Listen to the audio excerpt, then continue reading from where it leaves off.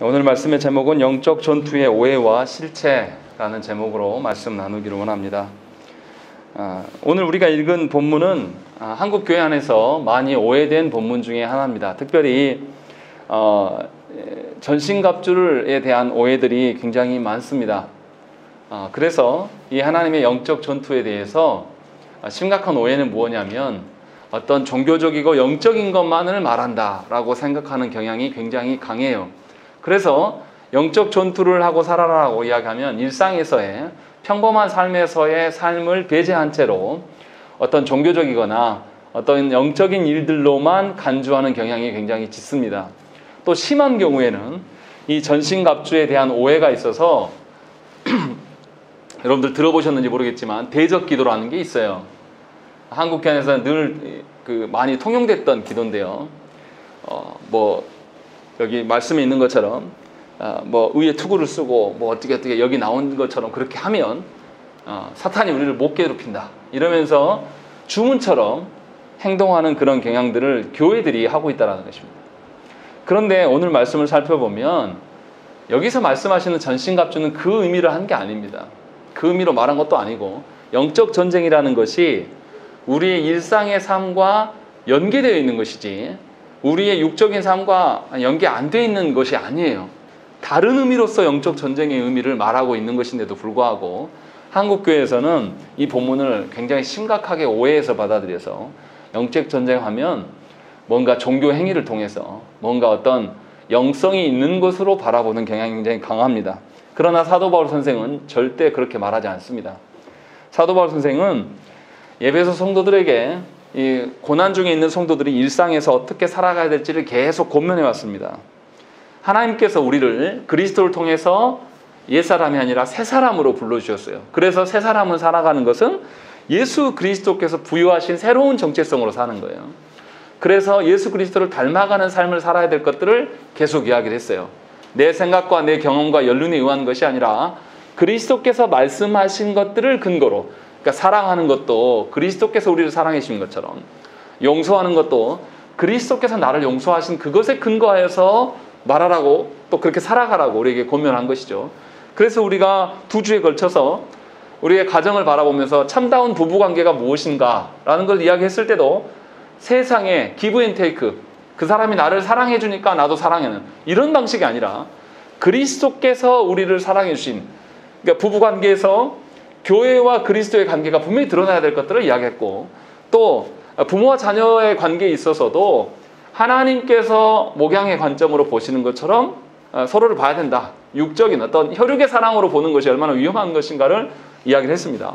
또 그리고 종과 상전에 대한 이야기를 할 때도 상전에게 먼저 권면한 것이 아니라, 세상은 갑의 위치 사람들에게 먼저 권면하죠. 그러나 하나님께서는 종들에게, 왜냐하면 예수 그리스도 앞에서 우리가 종이기 때문에 그것을 먼저 언급하면서 세상과 다른 방식으로서의 일상의 삶이 무엇인가를 계속 권면했어요. 그리고 오늘 말씀에서 무슨 이야기를 하냐면 10절에 보시면 끝으로라고 되어 있는 것입니다. 그러니까 앞에서 이야기했던 그 모든 그 권면의 말들의 종합판으로 지금 이야기를 하고 있는 거죠. 그래서 분명하게 이 뒤에 나오는 것이 영적 전쟁에 대한 이야기를 하고 있는데 이것이 일상의 삶과 직결되어 있는 문제다라는 것을 알고 오늘 본문을 보셔야 된다는 것이죠. 그렇지 않으면 이상한 이야기가 되어버립니다. 종교적이고 어떤 영적인 일만 취급하여서 우리 일상의 삶과는 하등에 상관이 없는 것처럼 처리되는 것이죠. 그러면 사도 바울 선생님 왜 영적 전쟁이라고 하고 있는가도 우리가 이제 살펴야 되는 것입니다. 10절 말씀 보시면 사도 바울 선생님이 뭐라고 하냐면 너희가 주 안에서와 그 힘의 능력으로 강건하여지고 라고 되어 있습니다. 여기서 강건하여지기를 권면하고 있습니다. 그런데 이 강건하여짐의 의미가 무엇인지를 알아들어야 돼요. 스스로 강력해지라 이렇게 말하지 않습니다. 외부의 어떤 힘에 의해서 너희가 강건해져야 된다라고 이야기합니다. 원래 우리가 갖고 있는 스스로의 능력과 스스로의 판단으로 강건해질 것이 아니라 그리스도께서 우리를 새 사람으로 만드셨으니 우리의 능력이 아니라 우리 외부에 있는 그리스도의 능력으로 말미암아 하나님께서 주시는 것으로 말미암아서 강력해져야 될 것들을 이야기를 하는 것이죠. 그래서 뭐라고 하냐면 주 안에서와 주님의 힘과 능력으로 강건해져야 된다라고 말하는 것입니다. 이 말은 뭐냐면 내 판단과 내 노력과 내 힘으로 행하라고 하는 것이 아니에요. 많은 성도들이 살아가면서 누구를 용서하고 사랑하라면 어떤 식으로 용서하고 사랑하냐면 내가 할 수 있는 것을 근거로 말해요. 근데 지금 본문은 그 이야기 하는 게 아니에요. 당신을 그리스도인 되게 하신 그 그리스도께서 주시는 신적 능력에 의해서 너가 강건해져야 된다라는 것입니다. 그러면서 입으라고 계속 이야기를 하거든요. 입으란 말이 뭡니까? 군대 가면 군복을 입고 아침에 기상해서 나갈 때에 몇 분 안에 빠르게 달려나가서 줄 서야 됩니다. 근데 이등병 때는 이게 익숙치 않아요. 옷이 또 굉장히 어색하고 자크도 아니고, 지금은 자크겠지만 저 군생활할 때는 다 단추였습니다. 게다가 또 군화, 끈이 얼마나 많습니까? 그런 것도 익숙치 않아요. 그런데 익숙해진 병장들은 제일 늦게 일어나면서도 이미 몸과 군화가 자기 몸과 거의 일치가 되어 있어요. 아주 능숙합니다. 제일 늦게 일어났는데 제일 먼저 나가요. 이등병들은 막 서들면서 뛰고 나가도 앞에 설 수가 없어요. 그런데 병장들은 그렇게 하는 거예요. 지금 무슨 말 하는 거냐면 하나님의 신적 능력을 익숙하게 너희의 삶에 적용하라는 거죠. 그렇게 해서 강건해질 것들을 말하고 있는 겁니다. 그러니까 우리가 오해하면 안 돼요. 신앙생활에 나가면서 어떤 상황과 문제가 생기면 우리는 이 상황과 문제를 해결하려고 우리의 노력과 우리의 힘으로 했습니다. 이렇게 해서 안 돼요. 이 문제가 해결되어져도 하나님이 주시는 그 기쁨과 승리는 그게 없어요. 그런데도 많은 성도들이 자신의 힘과 노력으로 해보려고 처음에 접근해요. 그래서 하나님께 묻지 않습니다.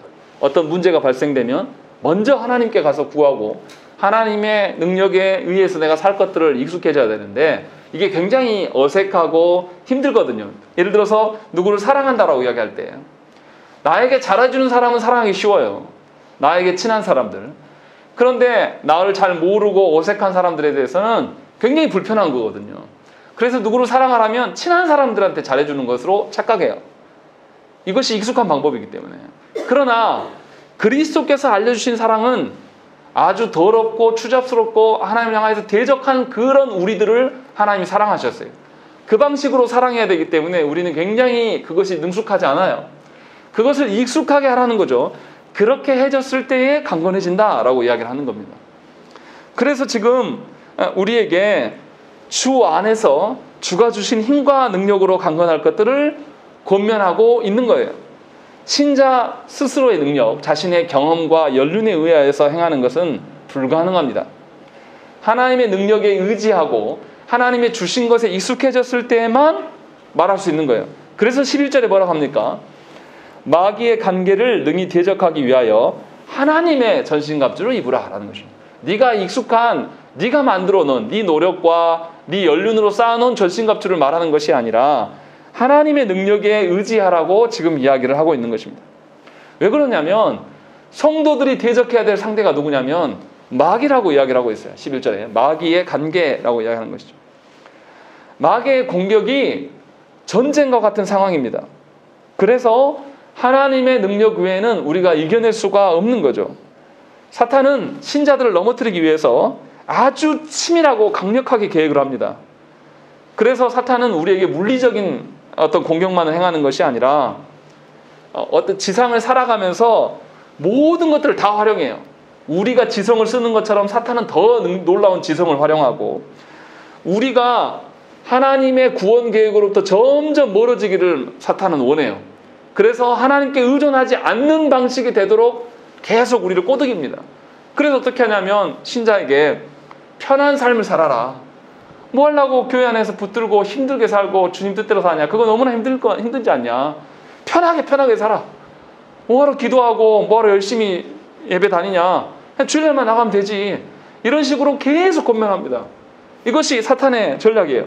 그래서 실제로 조국교회가 부패해버렸고 조국교회 안에서 하나님이 주신 그 능력들을 잘 활용하고 그대로 살아가는 사람이 희귀해져 버렸어요. 이미 조국교회가 무너져 내린 겁니다. 왜 그랬냐? 하나님이 말씀하시는 그 신적 능력을 입으라고 하는 이유는 우리가 상대해야 될 것들이 바로 영적인 대상들이기 때문에 그렇다는 거예요. 그리고 이 영적인 대상인 사탄은 우리가 생각하는 것보다 훨씬 더 관계가 뛰어나요. 그래서 우리 힘으로 이길 수가 없는 그런 존재들이란 말이죠. 그래서 12절에도 뭐라고 합니까? 우리의 씨름은 혈과 육을 상대하는 것이 아니요 통치자들과 권세들과 이 어둠의 세상 주관자들과 하늘에 있는 악의 영들을 상대함이라 라고 되어 있습니다. 여기에서 분명하게 뭐냐면 혈과 육을 상대하는 것이 아니다. 이 말이 뭡니까? 우리가 노력하고 우리의 경험에 의해서 사탄의 관계를 이겨낼 수 있다. 이 말을 하는 게 아니에요. 하나님의 능력 아니고서는 사탄의 관계를 이길 수가 없다. 그 이야기를 하고 있는 것이죠. 그래서 육신의 방편으로 하나님 앞에서 살려고 하는 노력들이 얼마나 미련한 것이고 얼마나 험한 것인가를 알라라는 거예요. 그래서 영적 전쟁이라고 이야기를 하는 겁니다. 어떤 영적인 것이고 일상의 삶에 하등의 관계없는 것이 아니에요. 그래서 우리의 적들을 누구라고 표현하냐면 12절에 보세요. 통치자들과 권세들 이렇게 되어 있습니다. 이 통치자들과 권세들은 세상의 통치자들이에요. 그러니까 우리의 일상의 삶과 연관이 있습니까? 없습니까? 반드시 있는 거죠. 그냥 영적인 삶만 말하는 것이 아니라 일상의 통치자들과 권세자들이 누구의 종로로 다냐면 사탄의 종로로 가고 있다. 그래서 너의 일상에 관여하고 있다. 그리고 이 어둠의 세상 주관자들과 하늘에 있는 악의 영들을 상대합니다. 라는 것입니다. 궁극적으로 사탄이 모든 것을 조장하고 우리 일상의 삶에 세상에 힘 있는 자들을 통하여서 우리를 쥐어짜는 것이죠. 그래서 우리가 상대해야 될 것은 사탄이지만 그래서 영적 전쟁이지만 우리의 일상의 삶, 우리의 삶의 모든 영역에서 이 전쟁이 진행되고 있다는 것이에요. 그냥 종교적으로 예배 시간에만 또 기도하는 시간에만 어떤 영적으로 그것만을 이야기하는 것이 절대 아니에요. 일상의 모든 삶에 사탄의 관계가 있는 것이고 그것으로 있기 때문에 우리는 사탄을 이기려면 하나님의 능력 외에 신적 능력 외에는 불가하다. 지금 그 이야기를 하고 있는 거예요. 그래서 13절에 그러므로 하나님의 전신갑주를 취하라 라고 말씀하고 있는 것입니다. 그러니까 하나님을 의지하지 않고는 사탄의 관계에서 넘어설 수가 없어요. 원래 그렇습니다. 그런데 너무나 많은 교회 성도들이 무슨 문제가 닥치면 그 문제를 자신의 능력으로 해결하려고 애를 씁니다. 이 문제 해결해달라고 하나님이 원하시는 말씀하시는 그 방편대로 살아가면 이길 수 있는데 그렇게 사는 것이 아니라 자신의 경험과 자신의 지혜에 근거해서 요 문제는 우리가 이렇게 노력하면 돼. 굳이 하나님께 구하지 않아도 된다. 이렇게 말들 하고 또 그렇게 열심히 살아가는 것을 신앙생활이라고 서로 조장합니다. 이것을 교회가 해요. 그래서 열심히 살면 우리가 간절히 구하면 된다고 이야기하는 거죠. 미안하지만 하나님께서 주신 것으로 행하지 않는 간절함은 거짓이에요. 사탄을 절대 이길 수 없고 사탄이 우리를 밟아 누르는 그런 실패의 연속의 삶을 사는 거예요. 그래서 우리가 누구를 용서하지 못하지 않습니까? 그래서 우리가 누구를 사랑하지도 못해요. 하나님께서 말씀하시는 사랑으로 사랑한다라면 그 영혼에게 하나님의 사랑이 전달될 수밖에 없는 겁니다. 그렇게 해서 영혼의 변화가 있는 거예요. 근데 우리는 계속 뭐냐면 안 된다라고 이야기해요. 왜 안 되겠습니까? 하나님이 주신 것으로 한 적이 없거든요. 하나님이 주신 것으로 하라 이 말이에요. 그래서 하나님의 전신갑주를 입으라는 거죠. 하나님이 주신 것으로 행하지 않으면서 다른 것으로 말하지 말라라는 거죠. 이것을 벗어내지 못하면 절대 사탄의 관계 앞에서 우리가 이기지 못해요. 늘 실패하는 삶을 삽니다. 사람이 어떻습니까? 실패를 연속하면 사람이 어떻게 돼요? 자기 자신을 자기가 못 믿어요. 그래서 뭡니까? 용기도 없고 담대함도 없어요. 뭐만 하면은 주눅 들리고 뭐만 하면 나는 실패자고 뭐만 하면 내가 제일 불쌍하고 늘 이렇게 살아갈 수밖에 없는 거예요. 왜 그렇습니까? 하나님께서 주신 것으로 해본 적이 없기 때문에 실패하는 거예요. 이것을 속히 벗어 던져야 돼요. 그래서 하나님이 말씀하신 대로 살려고 부단히 일을 써야 한단 말이죠. 그래서 전신갑주를 말할 때 이것은 육적인 갑옷을 말하는 것이 아니에요. 아까 말씀드린 대적 기도처럼 구원의 투구를 쓰고 여기에 몸에다 부착하는 것처럼 막 행동하면서 그렇게 기도하는 이상한 짓거리들 이렇게 한다고 해서 사탄이 그 사람을 가지고 안 놉니까? 다 놀죠. 그런데 이 본문을 보면서 사람들 다 어떻게 생각하냐면 바울이 로마 군인을 보면서 이렇게 말했다라고 생각하는 거예요. 그러나 바울이 오늘 본문에서 말하는 전신갑주는 로마를 보고 말한 게 아니에요.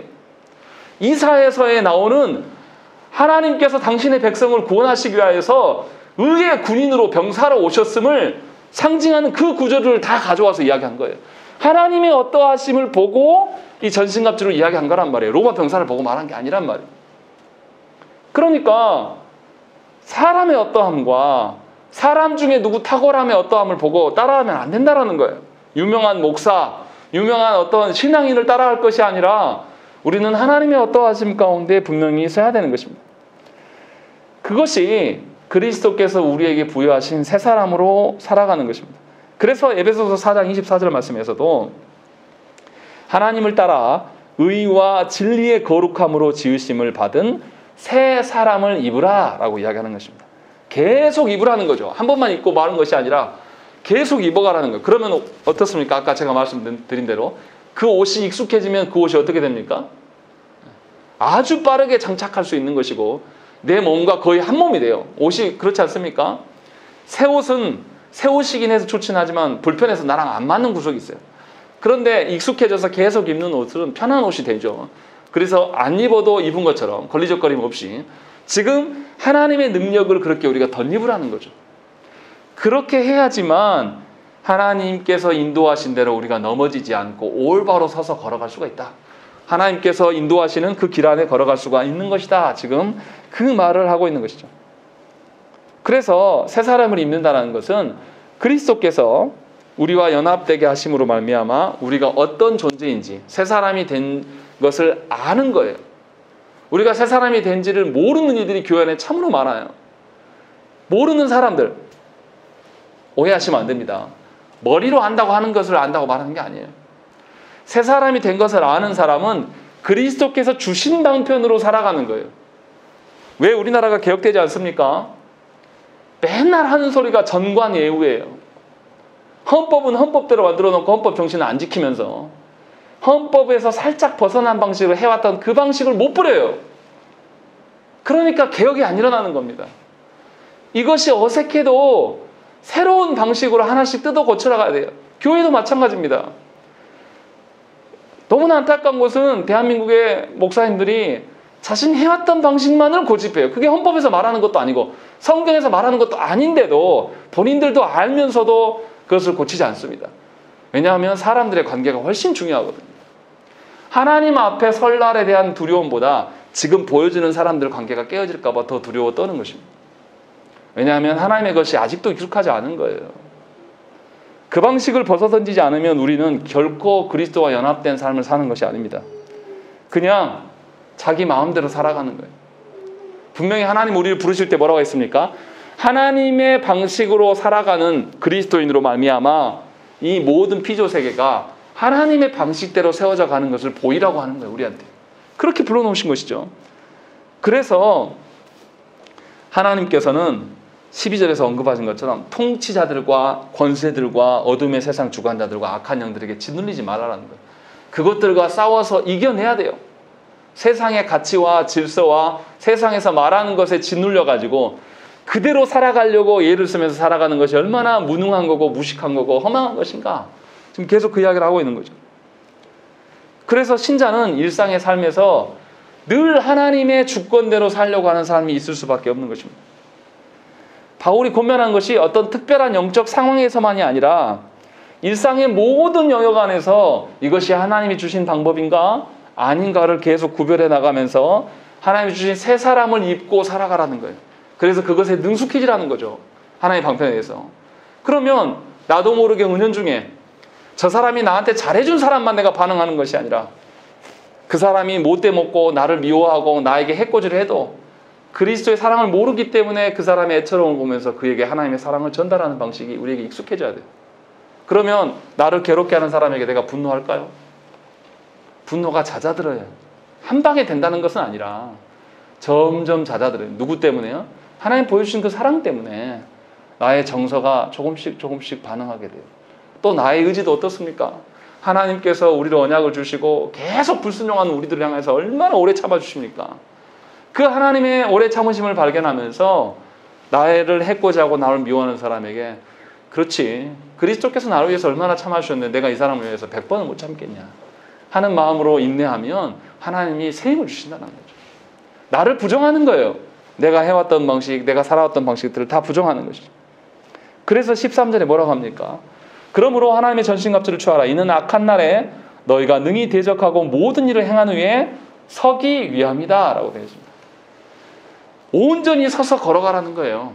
넘어져서 시험에 들지 말고 분명하게 똑바로 서라는 것이죠. 근데 뭐냐면 뭐라고 되어 있냐면 13절에 악한 날에 너희가 설 수 있다 라고 이야기하는 것입니다.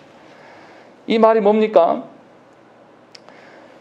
우리의 시대, 사도 바울이 말하는 에베소 그 당시의 시대에도 이방 우상 종교들한테 그 신전에 제의식, 제사할 때에 그들과 함께 참여하지 않으면 상업하기가 어려웠어요.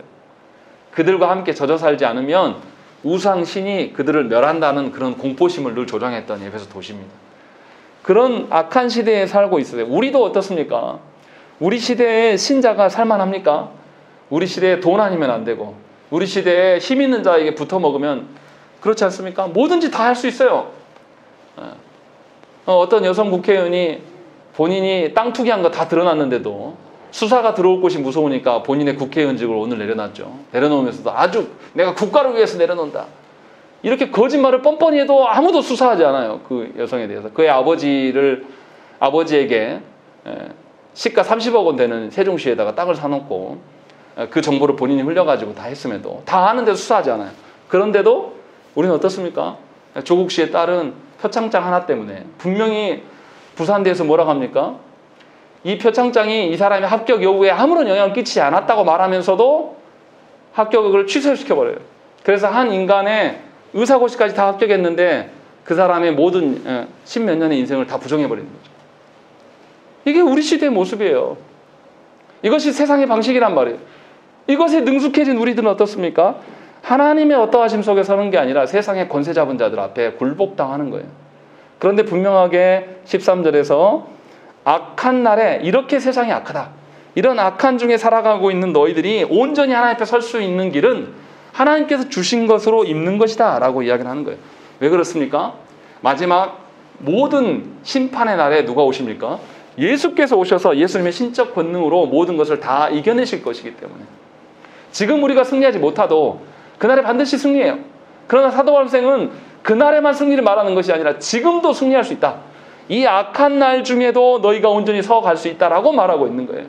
그러니까 예수 그리스도의 재림만을 바라보면서 소망하면서 지금 참으란 뜻이 아니라 지금도 예수 그리스도께서 우리에게 보여주신 것들로 우리가 살아갈 수 있다.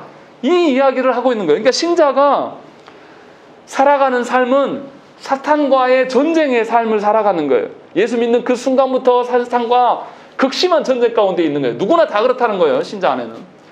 그런데 그 신자가 거기에서 이길 수 있는 방법은 그리스도께서 말씀해 주신 그 방편대로만 살아가야 된다라는 것을 우리에게 권면하고 있는 것입니다.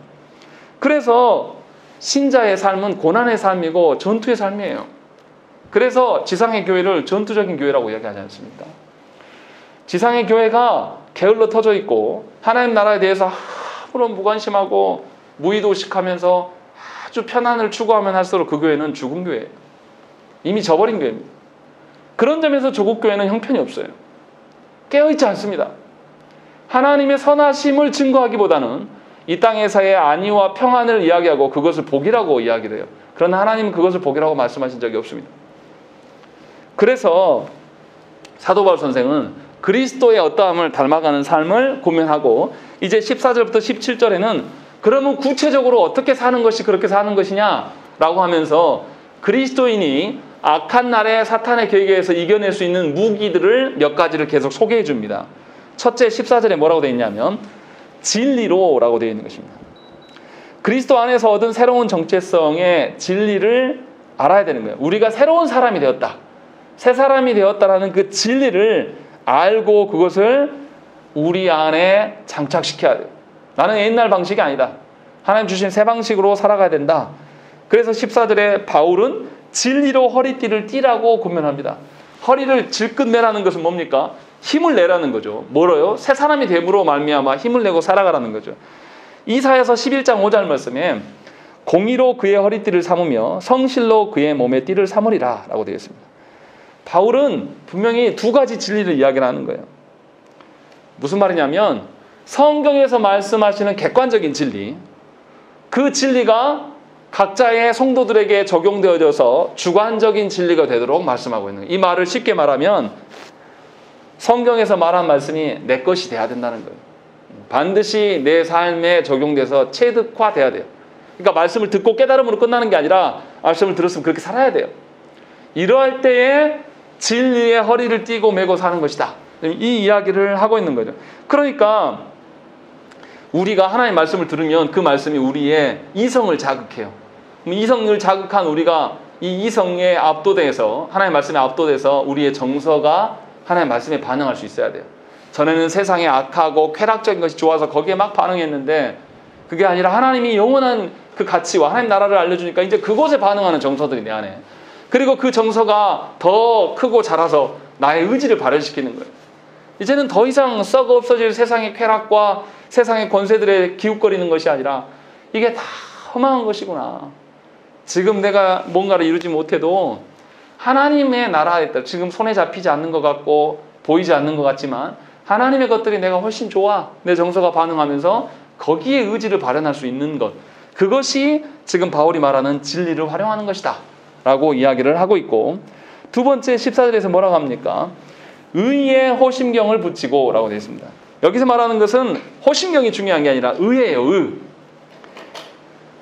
하나님께서는 우리를 구원하실 때에 우리에게 의를 선물하셔요. 누구의 의냐면 그리스도의 의예요. 우리의 의가 아니라. 그래서 하나님의 공의에 대해서 우리가 어떻게 생각하냐면 깊이 감사할 수밖에 없어요. 왜냐하면 그 공의를 누가 이루셨습니까? 예수 그리스도께서 이루신 의를 우리에게 주신 거예요. 우리는 아무것도 한 것도 없는데 어떻게 그리스도인들이 공의와 정의를 무시할 수 있습니까? 예수 그리스도의 행하신 바를 아는 그리스도인이라면 어떻게 세상 속에서 정의가 무너지는 곳에서 그냥 입 다물고 가만히 있을 수 있어요? 이건 그리스도인이 아닙니다. 전부 하나님의 공의를 눈 감고 있는 거예요. 하나님의 공의가 세상의 공의를 포용하고도 남아요. 세상의 공의도 안 세우는 사람들이 그리스도인이라고 말할 수 있냐 이 말이에요. 그럴 수 없다라는 거예요. 사도 바울 선생은 분명하게 하나님의 공의를 붙잡으라고 이야기를 하는 거예요. 하나님의 공의를, 정의를 실현하기 위해서 네가 그것에 익숙해져야 된다. 어떤 공동체가 하나님의 의를 무시하고 전관의식으로 살아가는 것에 대해서 가만히 있지 말고 힘이 있을 때 움직이지 말고 힘 없을 때 하나님이 공의를 이미 주셨기 때문에 하나님의 공의의 근거에서 대하라는 거예요. 그것이 사탄을 이겨내는 방식이다 라고 지금 이야기를 하는 거예요. 그런데 세상 논리는 어떠냐면 힘이 있어야지 바꿀 수 있다라고 말하는 겁니다. 근데 결코 그렇지 않아요. 우리들의 힘이 아니거든요. 하나님은 이미 하나님의 힘을 우리에게 주셨어요. 그리스도로 말미암아 그리스도의 공의가, 정의가 무엇인지를 하나님께서 보여주셨어요. 사도 바울은 이사야서에서 그 말씀을 본 겁니다. 그래서 이사야서 59장 17절에 공의를 갑옷으로 삼으시며 구원을 자기의 머리에 써서 투구로 삼으시며 보복을 속옷으로 삼으시며 열심을 입어 겉옷으로 삼으시고, 이거 누구 이야기를 하고 있냐면 하나님께서 당신의 백성들을 구원하시기 위하여서 의로운 전사로서 오심을 묘사하는 장면이에요. 그 장면을 보면서 사도 바울은 맞아, 우리의 힘은 하나님께 있는 거야. 세상에 어떤 군사의 힘이 있는 것이 아니라 하나님께서 주시는 것에 있다. 그래서 하나님의 공의와 하나님의 정의를 세워가야 되는 것이 너무나 당연한 것이다. 지금 그 이야기를 하고 있는 것입니다. 그래서 하나님의 공의가 있도록 우리가 꿈꿔야 되는 거예요. 하나님의 공의가 있는 곳에 사탄이 전속할 수 있겠습니까? 말도 안 되는 이야기예요. 왜 불의가 있는데도 눈 감고 계십니까? 왜 불의가 있는데도 아무렇지도 않은 척 외면하십니까? 그리스도인이 아니에요. 이것에 대해서 내 힘으로는 못 바꾸지만 하나님의 공의는 이미 우리가 맛보았어요. 그러면 최소한 하나님의 공의가 임하도록 강구라도 해야 될 거 아닙니까? 최소한 그들이 안 듣더라도 하나님의 공의가 있는데 왜 그렇게 하십니까? 라고 말이라도 해야 될 거 아니에요. 그런데 너무나 안타까운 것은 조국의 이 대한민국에 수많은 십자가가 있는데 불의와 부정과 부패 앞에서 다 입 다물고 있어요. 너무나 안타까운 것은 조국교회의 성장의 그 과정들을 살펴보면 정치권의 기득권에 빌붙어서 늘 그렇게 교회를 성장해 왔습니다. 그러니 회개할 줄 몰라요. 그것을 부끄럽게 여기지도 않습니다. 세상에 기독교인들이 제주도 4.3 사건의 주범이에요. 우리가 그렇게 칭송했던 그 한경림 목사 교회에 청년들이 내려가서 사람들을 낮에는 학살하고 저녁에 모여서 기도했단 말이에요. 이것을 보면서 제주도민들이 이를 갈았어요. 절대 예수를 믿지 않는다. 저것들은 사탄이다. 이것에 대해서 우리가 회개해야 돼요. 우리의 선배들을 무시하자는 뜻이 아니라 하나님의 공의를 세우지 못함에 대해서 울어야 돼요. 이것이 남의 이야기 아니라 바로 우리의 현실이에요. 저국이 왜 이렇게 타락하고 왜 이렇게 부패하고 있음에도 우리가 가만히 넋놓고 있습니까? 우리가 그만큼 하나님의 영적 전쟁에 우리가 힘쓰지 않는 거예요. 그냥 내가 다치지 않고 내가 누구와 나쁜 관계 세우지 않고 그냥 서 있으면 되는 겁니다. 그렇게 살아가서는 안 된다는 거예요. 그것은 사탄의 먹이가 될 수밖에 없다. 사도 바울 선생님이 계속 이야기하고, 세 번째로 15절의 말씀은 복음이 준비한 것으로 신으시더라. 이 말이 무슨 말이냐면 복음을 항상 전할 준비를 하라는 거예요. 그런데 어떤 복음이냐면 그냥 복음이 아니라 평안의 복음을 말하고 있는 거예요. 정말 이상하죠? 지금 이 그리스도인들의 영적 어떤 상태입니까? 영적 전쟁의 상태예요. 전쟁에서 평안할 수가 있습니까? 근데 너무 놀라운 이야기를 하는 거예요. 이사야서 52장 7절 말씀에 하나님의 구원을 이렇게 이야기합니다. 좋은 소식을 전하며 평화를 공포하며 복된 좋은 소식을 가져오며 구원을 공표하며 시온을 향하여 이르기를 내 하나님이 통치하신다 하는 자의 산을 넘는 발이 어찌 그리 아름다운가 라는 거죠. 영적 전쟁이 일어나고 있는데 그리스도인들이 평안할 수 있는 근거가 어디에 있다는 거죠? 하나님이 주시는 복음에 있다는 거예요. 하나님이 구원하러 오신다. 그 전능자께서 우리 가운데 있기 때문에 우리가 평안을 노래할 수 있다는 거예요. 그래서 평안을 노래하라는 거예요. 우리의 어떠함이 아니라, 우리의 상황과 우리의 문제의 어떠함이 아니라 하나님이 그 문제를 이미 다 해결하시고 이기시기 위해서 오신다. 이 복음의 소식을 전하는 것이 우리가 영적 전쟁에서 이기는 길이다. 지금 사도 바울 선생님이 이야기를 하는 거예요. 그러니까 교회가 전도하는 것이 숫자를 늘리기 위하고 부흥하기 위함이 아니라는 거예요. 하나님의 어떠하심을 계속 우리의 입에서 계속 되뇌어줘야 되는 거예요. 부흥과 상관없어요. 부흥을 일으키시는 분은 하나님이세요. 우리가 영적 전쟁에서 이기기 위해서는 하나님의 복음을, 어떤 복음이냐면 평안의 복음이에요. 분노하고 싸우고 힘의 논리로 인하여서 내가 목소리 크니까 들어 이렇게 하는 게 아니라 정말로 내가 전쟁, 영적 전쟁 그 상황 속에서도 하나님으로 말미암아 평안함으로 증거되어야 되는 것이죠. 그래서 복음을 전하는 자는 뭘 닮아야 됩니까? 복음을 닮아야 돼요.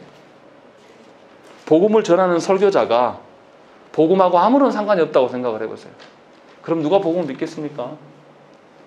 그래서 사도 바울 선생은 세 번째로 복음의 메시지가 필요하다라는 것이죠. 그래서 세상은 힘과 어떤 권세로 이야기를 하지만 우리는 복음으로 이야기를 하고 그 복음이 주는 평안함으로 세상의 힘, 세상의 그런 어떤 경직된 그런 구조들 이런 것들을 다 덮을 수 있다. 그 이야기를 하고 있는 것이죠.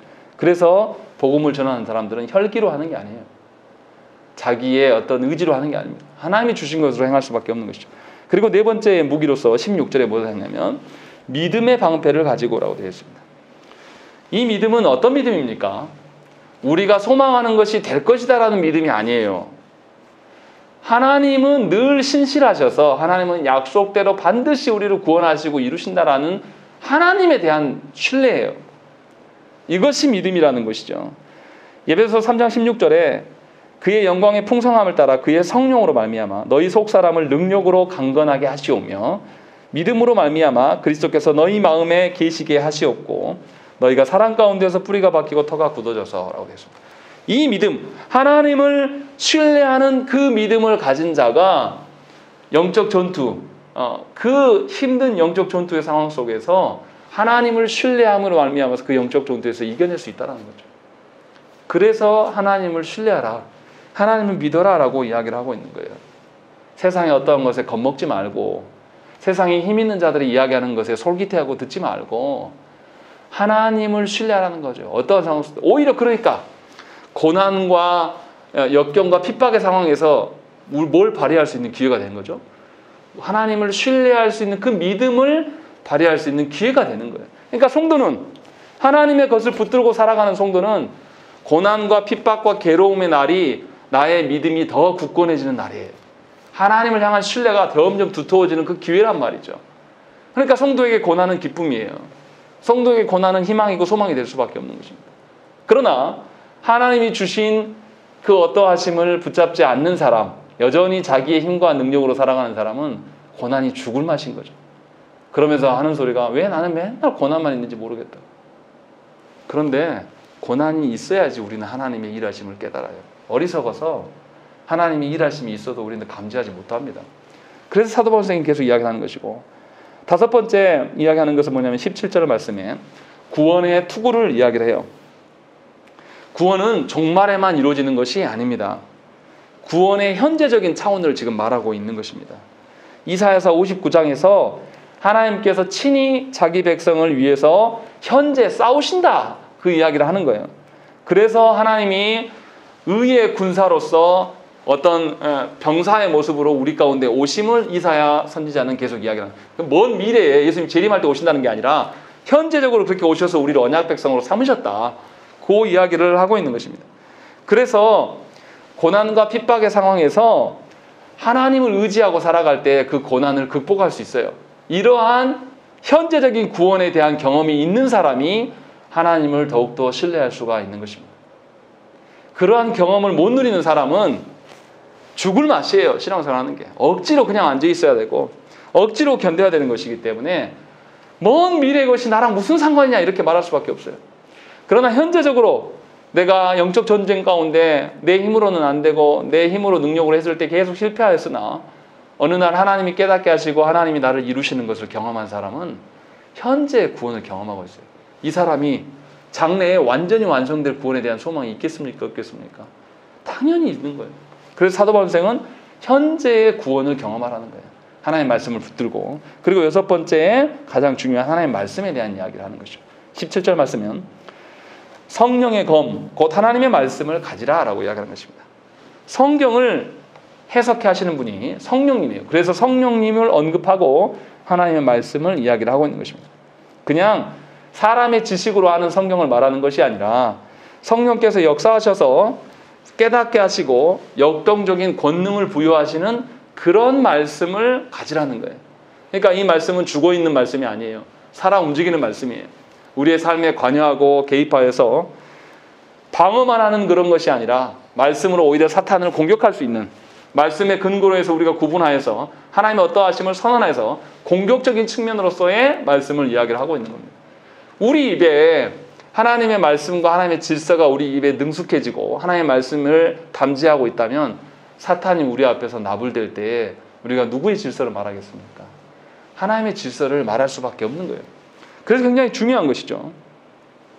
그리고 이제 무기들을 이렇게 설명한 다음에 바울은 이 무기들을 잘 활용하기 위해서 가장 근본적인 토대가 무엇이냐라고 이야기할 때 18절부터 20절에 기도에 대한 이야기를 합니다. 영적 전투의 가장 기초이면서 본질인 기도를 말하고 있는 것입니다. 기도해야지만 서서 살아갈 수가 있어요. 이 기도는 어떤 기도겠습니까? 내 소원을 이루는 기도는 절대 아니겠죠. 하나님의 신적 능력이 우리에게 어떻게 적용되고 발휘될 것인가, 이것을 구하는 기도일 수밖에 없는 것입니다. 그래서 바울은 기도를 언급하면서 4번이나 모든을 계속 반복하고 있어요. 모든 기도와 항상 계속 이것을 반복하면서 이야기하고 있는 것입니다. 간구하라, 간구하라, 간구하라 하면서. 그래서 모든 상황 가운데에서 하나님께 기도해야 된다는 것입니다. 그냥 내가 기도해야 될 그런 상황이 돼서 기도하는 것이 아니라 늘상 기도하라는 것이죠. 왜냐하면 우리는 그리스도로 말미암아 새로운 사람이 되었어요. 이미 새 사람이 되었기 때문에 새 사람으로 사는 모든 삶의 현장 가운데 하나님께 구할 수밖에 없는 것입니다. 그래서 사도 바울 선생도 1장 15절부터 23절에 그리스도인들이 새로운 정체성을 깨닫을 수 있도록 하나님께 기도했습니다. 또 3장 14절부터 21절 말씀에 성령을 통해서 하나님의 강한 능력을 실제로 경험할 수 있기를 하나님께 기도했다는 거죠. 그러니까 두 가지죠. 그리스도인들이 하나님의 새 사람이 된 것을 깨닫게 해달라고 한 가지를 기도하시고, 두 번째는 성령의 능력으로 말미암아 새 사람의 능력이 무엇인지를 경험케 해달라고, 이 두 가지를 성도들을 위해서 기도했습니다. 그래서 기도는 언제 해야 됩니까? 18절에 모든 상황 속에서 또 항상 기도하라는 거예요. 어떤 기도가 할만해서 하는 것이 아니라 내가 기도가 안 되고 슬프고 괴로울 때도 늘 기도하라는 거죠. 그래서 하나님의 도우심을 받는 것이 기도라는 것입니다.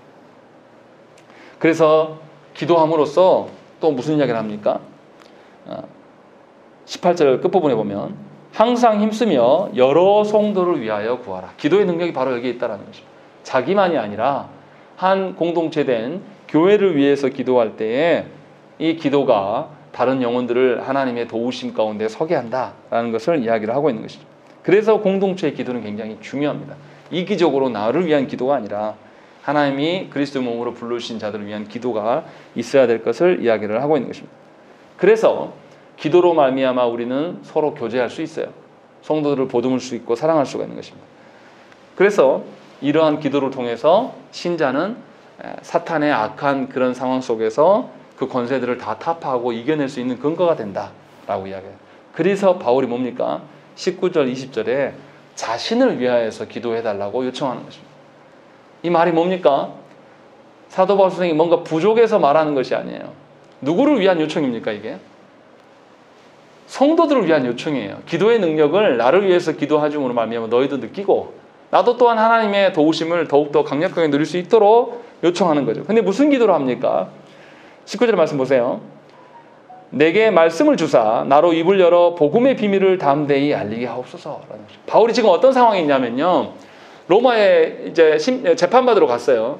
네로 황제와 높은 관리들 앞에서 자기의 죄 없음을 변호해야 될 상황이에요. 그런데 바울은 그 이야기를 하지 않아요. 19절과 20절의 말씀 보면 내가 쇠사슬에 매인 사신이 되었다. 20절의 말씀 보시면 내가 쇠사슬에 매어서 하나님의 대사가 사신이 되었다. 그러니 나는 뭘 전해야 된다? 복음을 전해야 된다. 나의 안위와 나의 죄 없음을 전할 것이 아니라 도리어 그곳에서 네로 황제를 만날 수 있고 고위직을 만날 수 있기 때문에 그들에게 하나님의 복음을 담대하게 전할 수 있기를 위해서 기도하는 거예요. 그러니까 지금 바울은 뭐합니까? 앞에서 무기로서 이야기했던 복음을 제시할 능력들이 계속 붙들어라라고 이야기한 것처럼 세상의 권세 잡은 가장 권력이 센 그 황제 앞에서 하나님의 복음을 증거함으로 말미암아서 너희에게 권면하였던 그 영적인 무기들을 활용할 수 있게 해달라고 지금 강구하고 있는 것입니다.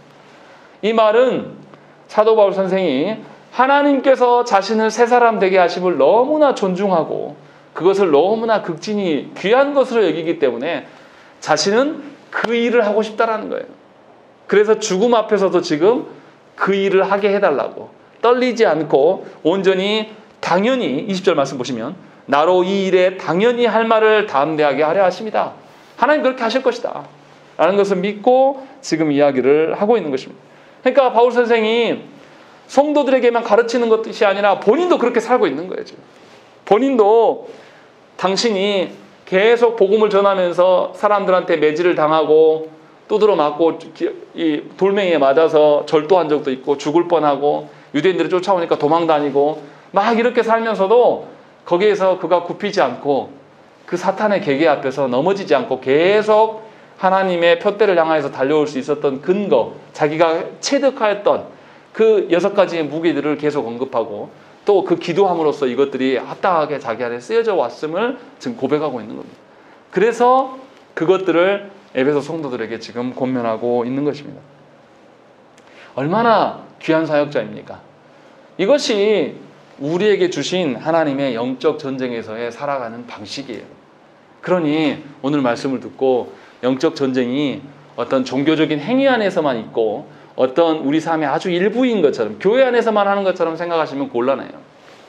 우리의 모든 삶에서 그리스도께서 보여주신 것이 통용될 수 있도록 그리스도를 옷 입을 수 있도록 그리스도께서 보여주신 새 사람을 옷 입는 연습을 여러분들이 계속 하시면서 사시는 거예요. 얼마나 아름답습니까? 그래서 전에도 제가 말씀드렸잖아요. 박희천 목사님 이야기. 은퇴하신 그 노인 할아버지가 지금도 설교하지도 않는데 성경을 하루에 10시간 이상씩 봐요. 그것에 익숙해지려고 본인이 늘 목회하실 때도 오전에도 새벽기도 끝나고 오전에는 아무도 안 만났대요. 아무리 바빠도 거기에 성경 연구하는 시간을 딱 가진 거예요. 굉장히 큰 내수동 교회에서 목회하셨음에도 총신대 교수도 하시고 그랬는데도 그렇게 사신 거예요. 얼마나 아름답습니까? 하나님 나라를 앞두고 있는 이제 임종이 얼마 남지 않은 그런 노인이 힘써서 하나님의 말씀을 자기 것으로 옷 입기 위해서 힘쓰고 애쓰는 모습은 너무나 많은 후배들에게 참 좋은 모델이 되는 것이죠. 사도 바울 선생이 지금 말하는 것이 바로 그거예요. 그래서 저와 여러분들이 이 에베소서를 마치면서 기억하셔야 될 것은 영적 전쟁은 어떤 신령한 어떤 곳에서 행하는 것이 아니라 고난과 고통과 마귀의 계계가 판치는 그곳에서 하고 있다는 것을 기억하셔야 돼요. 그러니까 여러분의 삶에 사탄이 장난질하고 여러분을 괴롭게 하고 여러분들 주눅 들게 하는 것에 대해서 그때 새 사람으로 사시라는 거예요. 편안하고 할만하고 좋을 때 살아는 그 뜻이 아니에요. 오히려 고난 있고 역경 있고 왜 이럴까라는 생각이 들 때 하나님께서 새 사람으로 살으라고 지금 나를 훈련의 장으로 이끄시구나, 내모시는구나 라는 것을 깨닫고 그 고난의 순간에 한숨이 나오고 절망이 나오는 그런 순간에서 하나님이 주신 새 사람을 발현할 수 있기를 구하셔야 되는 것입니다. 우리의 능력으로 할 수 있다는 뜻이 절대 아니에요. 우리는 하나님의 도움을 구할 때 하나님께서 친히 그곳에 오실 겁니다.